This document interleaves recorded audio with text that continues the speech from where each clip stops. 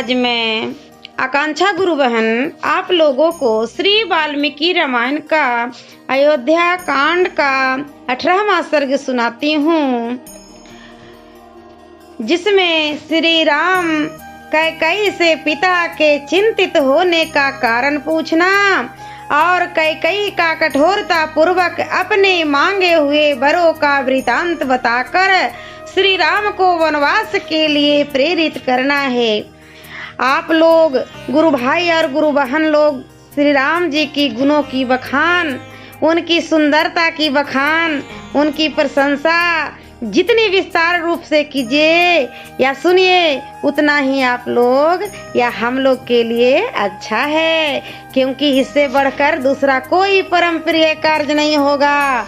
ये ना कि इनकी प्रशंसा सुनते सुनते अनसा जाइए या थक जाइए, नहीं भैया नहीं दीदी, इससे अच्छा काम हम लोगों को कोई दूसरा नहीं, क्योंकि श्री राम का ही शरण हम लोगों को वैकुंठ का दरवाजा खोलेगा।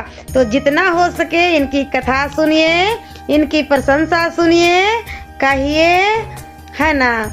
तो सुनिए 18वां सर्ग। महल में जाकर श्री राम ने पिता को कैकेयी के साथ एक सुंदर आसन पर बैठे देखा। वे विषाद में डूबे हुए थे, उनका मुंह सूख गया था और वे बड़े दयनीय दिखाई देते थे। निकट पहुंचने पर श्री राम ने विनीत भाव से पहले अपने पिता के चरणों में प्रणाम किया। इसके बाद बड़ी सावधानी के साथ उन्होंने कैकेयी के चरणों में भी मस्तक झुकाया। उस समय दीन दशा में पड़े हुए राजा दशरथ एक बार राम ऐसा कहकर चुप हो गए। इससे आगे उनसे बोला नहीं गया। उनके नेत्रों में आंसू भर आए, अतः वे श्री राम की ओर न तो देख सके और न उनसे कोई बात ही कर सके। राजा का वह अभूतपूर्व भयंकर रूप देखकर श्री राम को भी भय हो गया, मानो उन्होंने पैर से किसी सर्प को छू दिया हो। राजा की इंद्रियों में प्रसन्नता नहीं थी, वे शोक और संताप से दुर्बल हो रहे थे, बारंबार लंबी सांस भरते थे तथा उनके चित्त में बड़ी व्यथा और व्याकुलता थी। वे ऐसे दिखते थे मानो तरंगमालाओं से उपलक्षित अक्षोभ्य समुद्र क्षुब्ध हो उठा हो, राहु ने सूर्य को ग्रस लिया हो अथवा किसी महर्षि ने झूठ बोल दिया हो। राजा का वह शोक संभावना से परे था। इस शोक का क्या कारण है, यह सोचते हुए श्री रामचंद्र जी पूर्णिमा के समुद्र की भांति अत्यंत विक्षुब्ध हो उठे। पिता के हित में तत्पर रहने वाले परम चतुर श्री राम ने सोचने लगे कि आज ही ऐसी क्या बात हो गई जिससे महाराज मुझसे प्रसन्न होकर बोलते नहीं हैं, और दिन तो पिताजी कुपित होने पर भी मुझे देखते ही प्रसन्न हो जाते थे। आज मेरी ओर दृष्टिपात करके इन्हें क्लेश क्यों हो रहा है।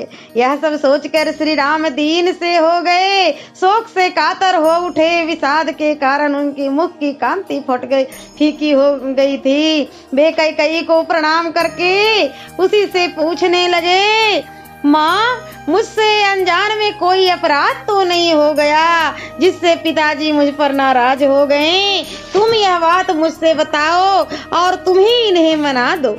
ये तो सदा मुझे प्यार करते थे, आज इनका मन अप्रसन्न कैसे हो गया। देखता हूँ आज मुझसे बोलते तक नहीं हैं। इनके मुख पर विषाद छा रहा है और ये अत्यंत दुखी हो रहे हैं। कोई शारीरिक व्याधि जनित संताप तथा मानसिक चिंता तो इन्हें पीड़ित नहीं कर रहा है, क्योंकि मनुष्य को सदा सुख ही सुख मिले ऐसा सुयोग प्रायः दुर्लभ होता है। प्रिय दर्शन कुमार भरत, महाबली, शत्रुघ्न अथवा मेरी माताओं का तो कोई अमंगल नहीं हुआ है। महाराज को असंतुष्ट करके अथवा इनकी आज्ञा न मानकर उन्हें कुपित कर देने पर मैं 2 घड़ी भी जीवित रहना नहीं चाहूंगा।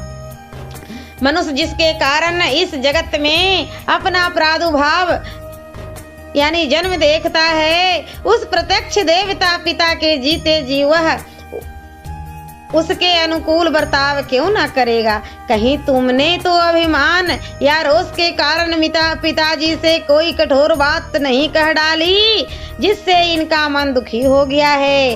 देवी, मैं सच्ची बात पूछता हूँ, बताओ किस कारण से महाराज के मन में आज इतना विकार है?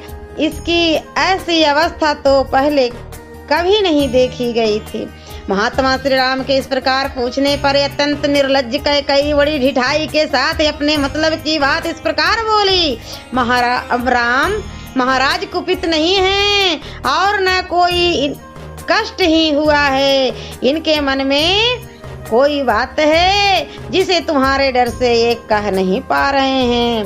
तुम इनके प्रिय हो, तुमसे कोई अप्रिय बात कहने के लिए इनकी जुबान नहीं खुलती, किंतु इन्होंने जिस कार्य के लिए मेरे सामने प्रतिज्ञा की है उसका तुम्हें अवश्य पालन करना चाहिए।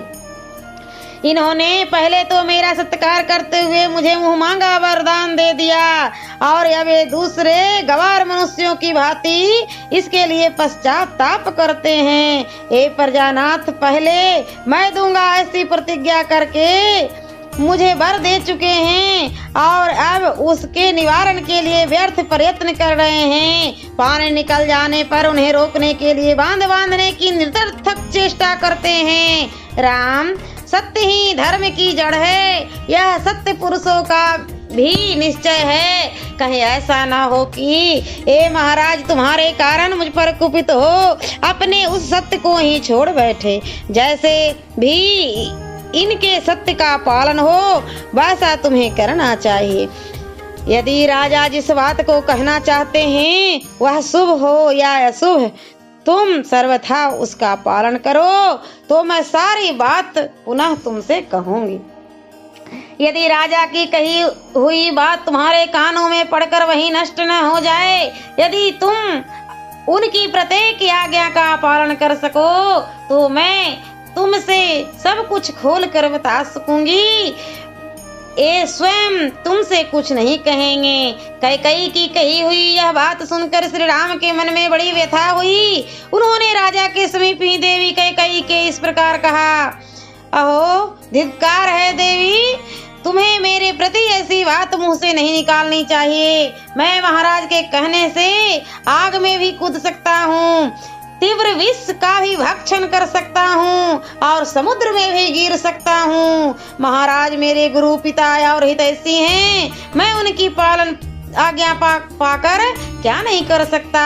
इसलिए देवी, राजा का जो अभिष्ट है यह बात मुझे बताओ, मैं प्रतिज्ञा करता हूँ उसे पूर्ण करूँगा। राम दो तरह की बात नहीं करता है। श्री राम सरल स्वभाव से युक्त और सत्यवादी थे। उनकी बात सुनकर अनार्या कैकेयी ने अत्यंत दारुण वचन कहना आरंभ कर दिया। रघुनंदन, पहले की बात है, देवासुर संग्राम में तुम्हारे पिता शत्रुओं के बाणों से बिंग गए थे। उस महासमर में मैंने इनकी रक्षा की थी। इसे प्रसन्न होकर इन्होंने मुझे 2 वर दिए थे।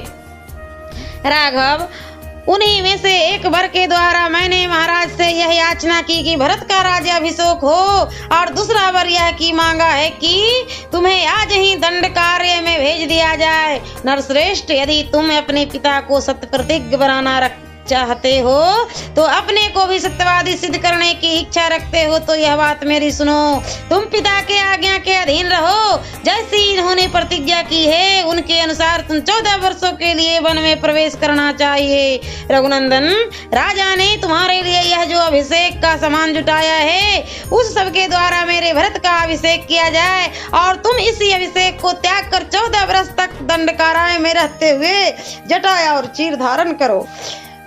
कौशल नरेश की यह वसुधा का जो नाना प्रकार के रत्नों से भूरी भूरी और घोड़े तथा रथों का व्याप्त है, भरत शासन करे, बस इतनी सी बात। ऐसा करने से तुम्हारे वियोग का कष्ट सहना पड़ेगा। यह सोचकर महाराज करुण में डूब रहे हैं। इसी शोक से इनका मुंह सूख गया है और इन्हें तुम्हारी ओर देखने का साहस भी नहीं होता। रघुनंदन राम, तुम राजा की इस आज्ञा का पालन करो और इनके महान सत्य की रक्षा करके इन नरेश को संकट से उबार लो। कैकेयी के इस प्रकार कठोर वचन कहने पर भी श्री राम के हृदय में शोक नहीं हुआ, परंतु महानुभाव राजा दशरथ पुत्र के भावी वियोग जनित दुख से संतप्त एवं व्यथित हो उठे। सियावरे रामचंद्र की जय। और मैं अगले वीडियो में अयोध्या कांड का 19वां सर्ग सुनाऊंगी।